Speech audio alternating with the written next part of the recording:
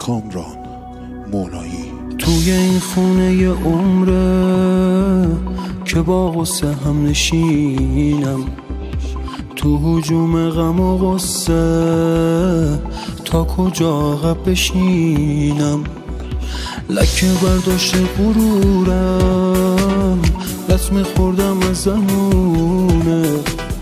کسی دل واپس من نیست، کسی پیشم نمیمونه، کسی پیشم نمیمونه، کسی پیشم نمیمونه.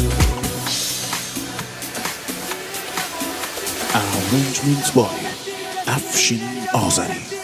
اینه جواب بی کسی داهای دل خسته من که مثل سایر کجا این همه غم بسته به من. وقتی که پشتم خالیه دیگه بکی تکه کنم، حتی کسی نیست که بخوام روشونه هاش گریه کنم.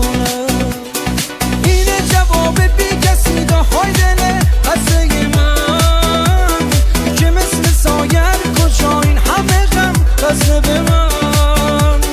وقتی که پشتم خالیه دیگه بکی تکه کنم، حتی کسی نیست که بخوام روشونه هاش گریه کنم.